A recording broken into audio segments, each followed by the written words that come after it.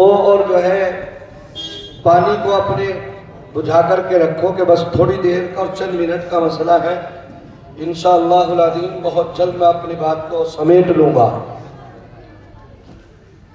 میں انشاءاللہ آپ سے لمبی گفتگو نہیں کروں گا، بہت ہی مختصر سے وقت میں 3 باتیں آپ کی خدمت میں عرض کروں گا، اور 3 بات اور 3 پیغام 3 نصیحتیں آپ کے سپرد کر کے آپ سے میں رخصت ہو جاؤں گا۔ پھر انشاءاللہ اگر اللہ نے موقع دیا اور ہماری آپ کی زندگی رہی تو اللہ رب العزت والجلال جب بھی موقع دے گا پھر اگلی گفتگو انشاءاللہ تب کریں گے۔ میں نے قرآن کی الگ الگ جگہوں سے جو 2 آیتیں کریمہ تلاوت کی، اسی کے ساتھ ساتھ الگ الگ کتابوں سے 2 حدیثیں آپ کے سامنے بیان کی ہیں۔ بس اسی کے ضمن میں 3 باتیں آپ کی سماعتوں کے حوالے کروں گا اور انشاءاللہ العظیم اپنی بات کو ختم کر لوں گا۔ اللہ رب العزت والجلال آپ کی آمد کو قبول فرما دے۔ آمین۔ مجھے ایسا لگنا چاہیے کہ مظفر نگر میں بیٹھے، ابھی تو ہم کھتولی بھی نہیں پہنچے آپ کی آمین کے حساب سے۔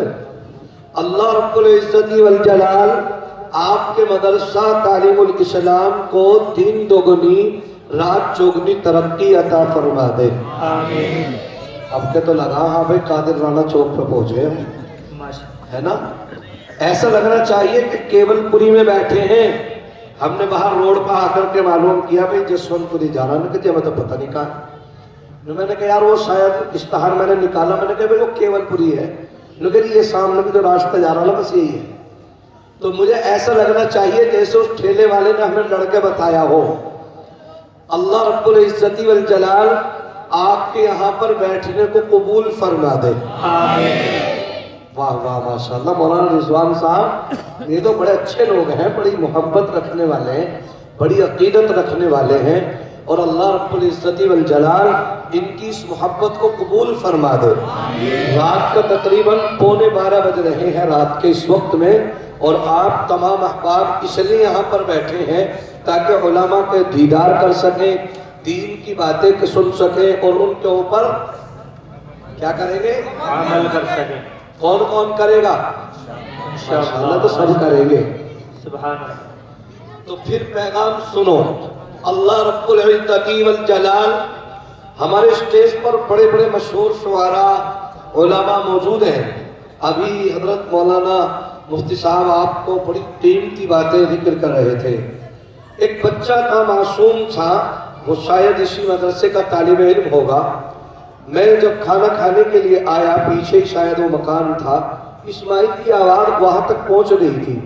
اس بچے نے حقوق والدین کے اوپر جو ذکر کیا، بس میں نے وہیں سے اپنا ذہن گھما دیا، حالانکہ مجھے بولنا کچھ اور تھا، لیکن اس بچے کی تقریر نے مجھے مجبور کر دیا کہ تو بھی اپنے والدین کے کچھ حقوق کو اپنے نوجوانوں تک پہنچا دے، تاکہ یہ والدین، یہ نوجوان اپنے والدین کی قدر کرنے والے بن جائیں۔ کریں گے انشاءاللہ اپنے والدین کی قدر انشاءاللہ۔ رب کریم نے قرآن کی آیت کریمہ ذکر فرمائی، وَقَضَى رَبُّكَ أَلَّا تَعْبُدُوا إِلَّا إِيَّاهُ وَبِالْوَالِدَيْنِ إِحْسَانًا۔ 2 پیغام رب کریم نے اس آیت میں ذکر فرمائے۔ ذہنوں کو آپ کا منتشر نہیں ہونے دوں گا انشاءاللہ، اور آپ کے ذہنوں تک، آپ کی سماعتوں تک صحیح پیغام پہنچانے کی کوشش کروں گا۔ آپ اندازہ لگائیے، ہم ایمان والے ہیں، اللہ کا فضل ہے، اس کا رب کا احسان ہے، اس رب کریم کا ہمارے اوپر انعام ہے، اکرام ہے کہ اس باری تعالیٰ نے ہمیں ایمان کی دولت عطا فرمائی۔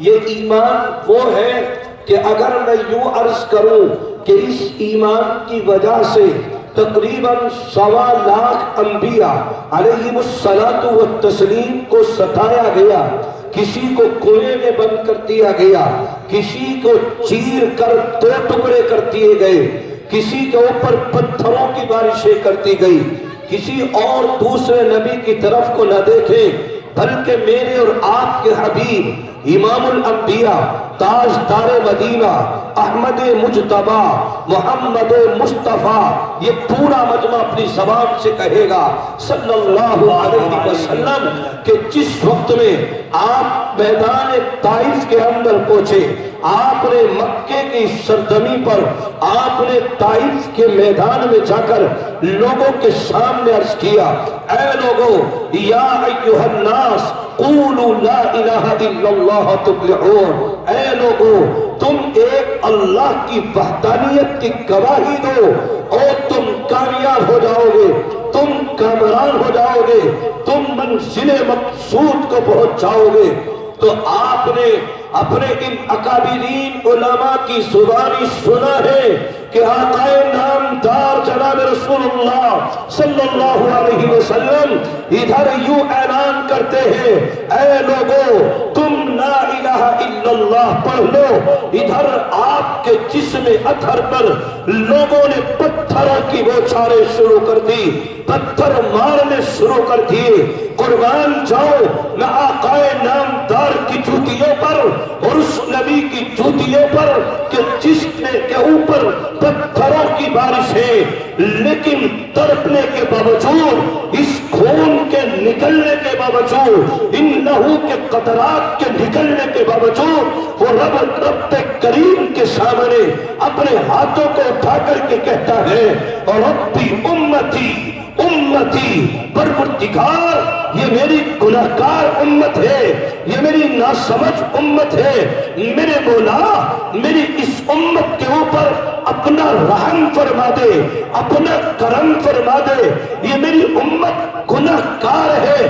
رب کریم نے سیدنا جبرائیل امین علیہ السلام کو اس میں زمین پر بھیجا، جاؤ جبرائیل جا کر محمد سے سلام عرض کر دو، جا کر کے محمد کو میرا پیغام سنا دو، جا کر کے محمد سے پوچھو جس چیز کے بارے میں آج محمد فیصلہ کرے گا، رب کریم عرش اعظم پر بیٹھ کر اس فیصلے کو منظور کرے گا۔ محمد چاہے تو ان طائف والوں کو ہلاک کر دو، اگر محمد چاہے تو ان کو نجات دے دو، محمد چاہے ان کو اس دنیا سے ختم کر دو، اگر محمد چاہے تو ان کو اس دھرتی پر رہنے دو، اس زمین پر رہنے دو۔ تو جانتے ہو وہ میرے اور آپ کے نبی، وہ عبداللہ کا درن یتیم، وہ آمینہ کا لخت جگر، وہ عبد المطلب کا نور نظر، جس وقت نے سیدنا جبرائیل امین اس میں زمین پر آ کر کے کہتے ہیں، یا نبی اللہ، یا رسول اللہ، سلام نے آپ کو سلام کہا ہے، آپ کی منشا چاہیے، آپ کی مرضی چاہیے، آپ جو مرضی ہو بتائیے، اگر آپ کہیں ان طائف والوں کو ہلاک کر دیا جائے، آپ چاہے ان کو چھوڑ دیا جائے، آپ چاہے ان کے اوپر اللہ کا غضب نازل کر دیا جائے، آپ چاہے ان کے اوپر رحمت ڈال دی جائے، رب کریم کا یہ آخری حبیب جناب رسول اللہ صلی اللہ علیہ وسلم یوں تعلیم دیتے ہیں، وَمَا أَرْسَلْنَاكَ إِلَّا رَحْمَةً لِلْعَالَمِينَ۔ او جبرائیل تم جانتے ہو مجھے اللہ رب العزت والجلال نے رحمت والا نبی بنا کر اس دنیا کے اندر بھیجا ہے۔ ہم کس نبی کے لاڈلے نبی کے امتی ہیں؟ بات دوسری طرف گھوم جائے گی، لیکن میں پھر بھی اس نبی کا یہ بات کہہ کر تذکرہ کروں گا کہ جو نبی رات میں کھڑا ہوتا ہے تو کہتا ہے، رب امتی امتی امتی امتی، پروردگار یہ میری گناہگار امت ہے، ذرا اس گناہگار امت کو معاف کر دینا۔ ہم اس لاڈلے نبی کے امتی ہیں۔ نوجوانوں تم رات کی تنہائیوں میں اپنے نبی کی سنتوں کو پامال کرتے ہو، تم رات کے وقت میں اپنے نبی کی اطاعت کو اپنے پیروں کے نیچے مچھر ڈالتے ہو، لیکن وہ نبی رات اور دن امتی امتی امتی، پروردگار میری اس امت کو معاف کر دینا۔ میرے عزیز نوجوانوں، ایک حدیث میں ذہن میں آ رہی ہے، بات چل نکلی ہے تو ذکر کر دیتا ہوں۔ اس نبی کا تذکرہ کرنے چلا ہوں جس نے دنیا کے اندر کھڑے ہو کر مجھے آپ کو پکارا ہے۔ اس نبی کا تذکرہ کرنے چلا ہوں کہ جس کے جسم پر پتھروں کی بوچھاریں ہیں، لیکن وہ نبی تڑپ کر کے کہتا ہے ربی امتی امتی امتی، پروردگار میری گناہگار امت ہے، اس کو آپ معاف کر دینا۔ میرے عزیز نوجوانوں، قرآن کی 3 آیت کریمہ پڑھوں گا، تشریح نہیں کروں گا، مختصر سے ترجمہ کروں گا۔ اللہ رب العزت والجلال نے سورہ عبسہ کے اندر ذکر فرمایا، عما یتساءلون کا پارہ ہے، سورہ عبسہ ہے۔